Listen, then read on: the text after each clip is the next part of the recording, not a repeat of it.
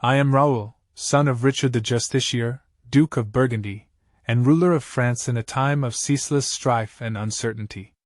Born into a world where the bonds of loyalty and unity often fractured under the weight of ambition, I ascended the throne in 923 following the death of my predecessor, Charles the Simple.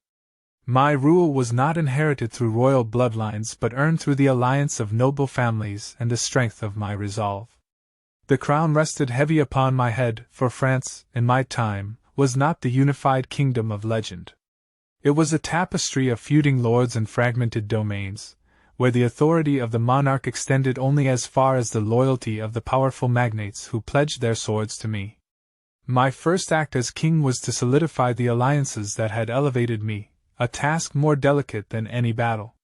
My reign began amid the chaos wrought by the Viking incursions. Their longships, sleek and fearsome, glided up our rivers, bringing fire and ruin to our lands.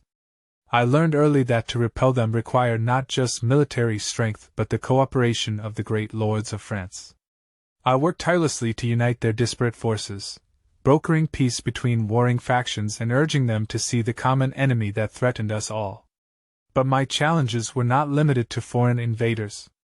Within my kingdom, the nobility often sought to assert their own power at the expense of the crown.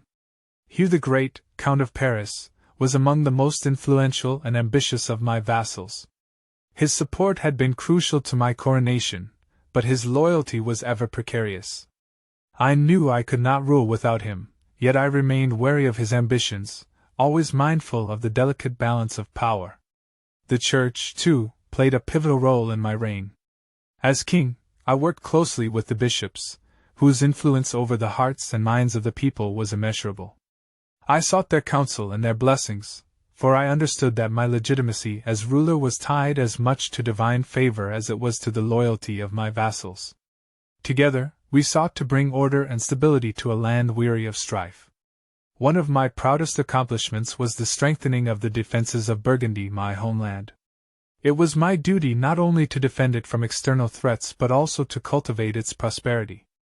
I encouraged the rebuilding of monasteries and the cultivation of farmland, knowing that the strength of the kingdom depended upon the well-being of its people. Yet my reign was not without its failures. The unity I sought to build was fragile, and despite my efforts, the divisions within France persisted. The seeds of discord sown during my lifetime would continue to trouble my successors. As the years wore on, my health began to falter.